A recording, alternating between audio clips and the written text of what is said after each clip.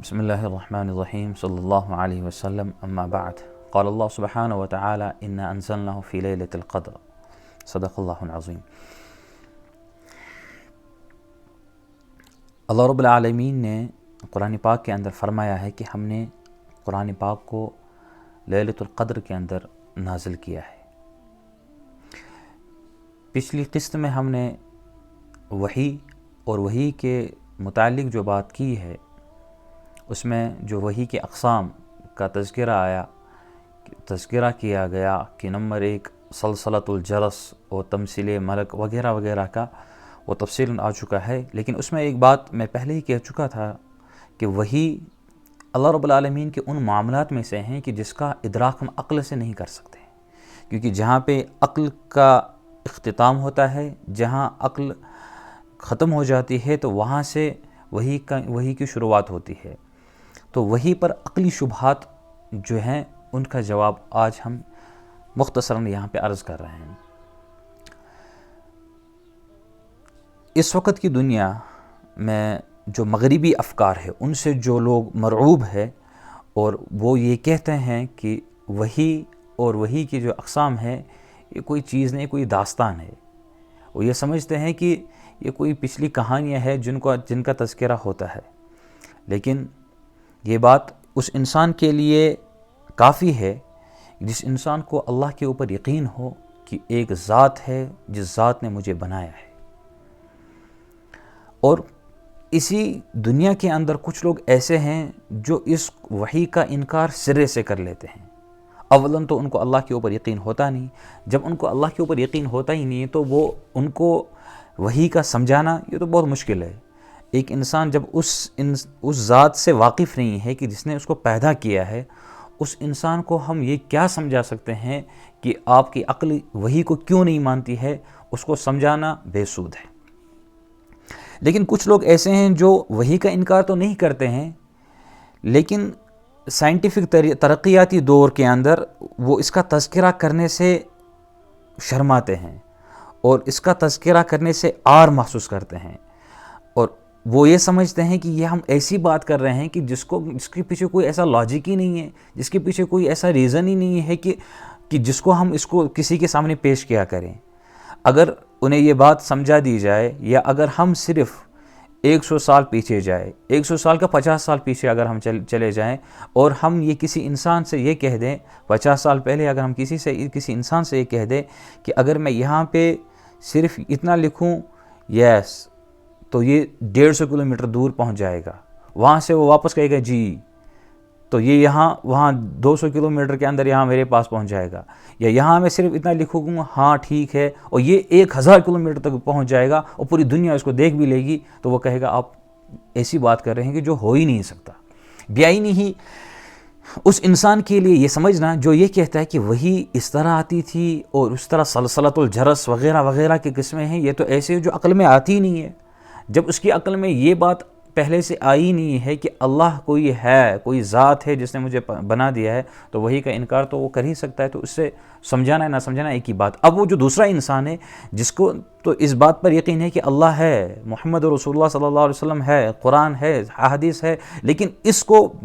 بیان کرنے سے یا اس کو قبول کرنے سے اسے ایک عار سا محسوس ہو رہا ہے، اسے کوئی وہ بات محسوس ہی نہیں ہو رہی کہ جس سے اس کی عقل اس کو کیا کر لے، قبول کر لے۔ میں پہلے ہی عرض کر چکا ہوں کہ کیونکہ وہی وہ چیز ہے جس کو ہم صرف عقل سے ہی ٹٹول نہیں سکتے ہیں، بلکہ اس کے لیے کیونکہ وہی کا معاملہ جو ہے وہ ہے انبیاءوں کے ساتھ، اور انبیاء اور اللہ رب العالمین کے مابین جو اتصال ہوتا ہے عام انسان کو اس کو نہیں سمجھ سکتا۔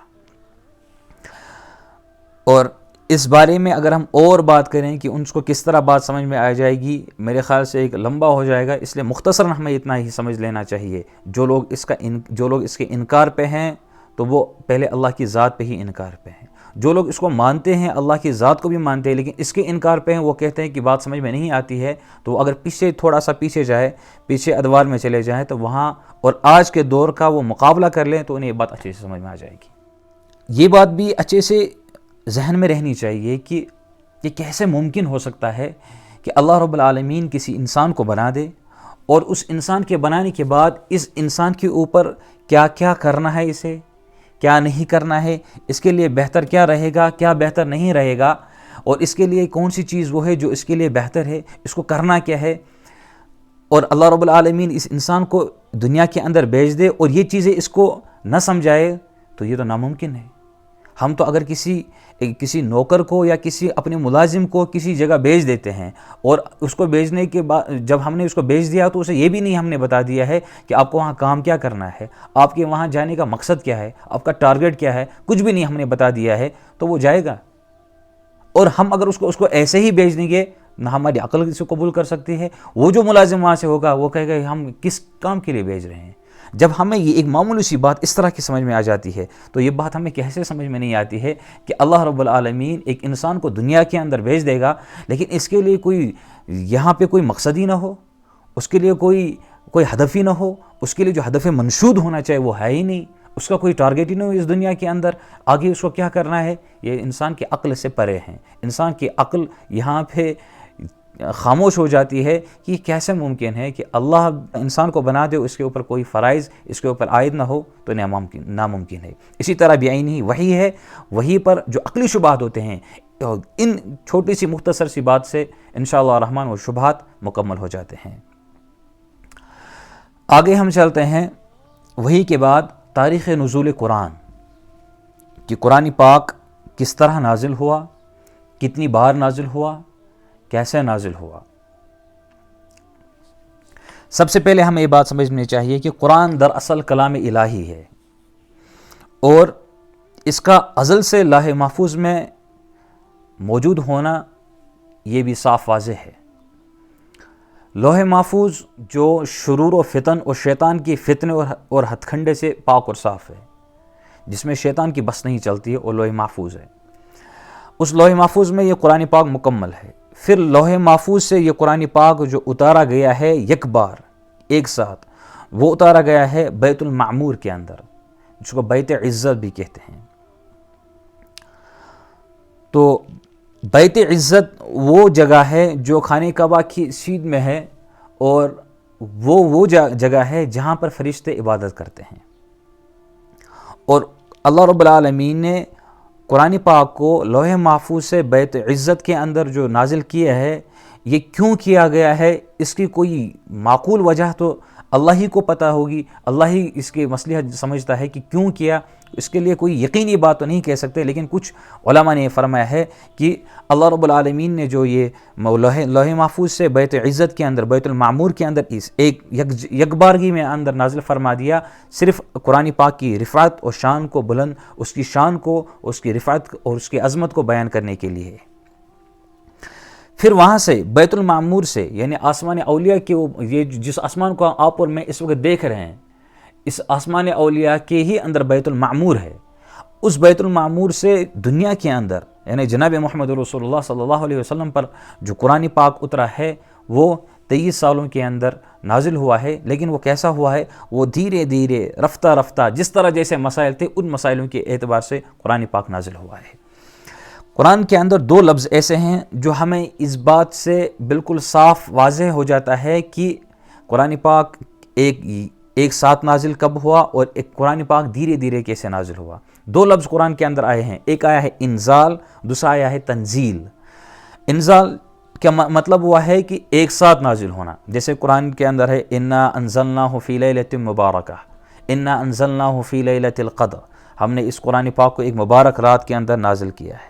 ہم نے اس قرآن پاک کو لیلۃ القدر کے اندر نازل کیا ہے۔ تو لیلۃ القدر کے اندر اور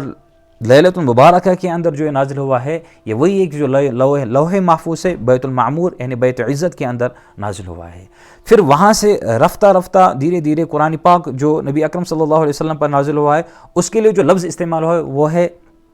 تنزیل کا لفظ استعمال ہوا ہے۔ جیسے قرآن پاک کے اندر ہے وَقُرْآنًا فَرَقْنَاهُ لِتَقْرَأَهُ عَلَى النَّاسِ عَلَى مُكْثٍ وَنَزَّلْنَاهُ تَنزِيلًا، ہم نے قرآن پاک کو الگ الگ کر کے، تھوڑا تھوڑا کر کے آپ کے اوپر نازل کیا ہے، تاکہ آپ لوگوں کو یہ پڑھ کر سنائیں۔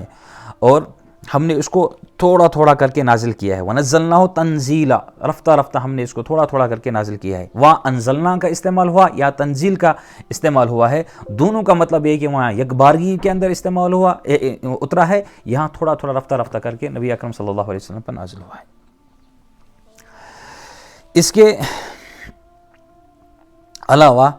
اس کے احادیثوں سے بھی یہ ثابت ہے, جس کو بہت سارے اماموں نے منقول کیا ہے, جیسے امام نسائی, حاکم, بیہقی, ابن شیبہ اور طبرانی رحمہم اللہ اجمعین نے عبداللہ ابن عباس رضی اللہ تعالیٰ عنہ سے بہت ساری روایتوں سے منقول ہے کہ انہوں نے فرمایا کہ قرآن پاک 2 مرتبہ نازل ہوا ہے. پہلی مرتبہ کہ جب بیت المعمور کے اندر نازل ہوا, پھر دوسری مرتبہ جو آسمان اولیاء سے نبی اکرم صلی اللہ علیہ وسلم پر بتدریج نازل ہوا ہے. پہلا نزول جو ہوا ہے وہ بیت لوح محفوظ سے بیت عزت کے اندر, پھر دوسرا کہ بیت عزت سے نبی اکرم صلی اللہ علیہ وسلم پر. اور نبی اکرم صلی اللہ علیہ وسلم پر جس وقت قرآن پاک نازل ہوا ہے اس وقت نبی اکرم صلی اللہ علیہ وسلم کی عمر 40 سال تھی. 40 سال کی عمر میں نبی اکرم صلی اللہ علیہ وسلم پر نازل ہوا ہے قرآن پاک. اور سب سے پہلی آیت جو قرآن پاک کی جو نبی اکرم صلی اللہ علیہ وسلم پر نازل ہوئی ہے, بسم ربک الذی خلق ہے. اس وقت کیا واقعہ پیش آیا, اس وقت کس طرح کی صورتحال تھی, نبی اکرم صلی اللہ علیہ وسلم اس وقت کس صورتحال میں تھے, وہ انشاءاللہ دوسری قسط میں بیان کیا جائے گا. وآخر دعوانا ان الحمد للہ رب العالمین. والسلام علیکم ورحمۃ اللہ.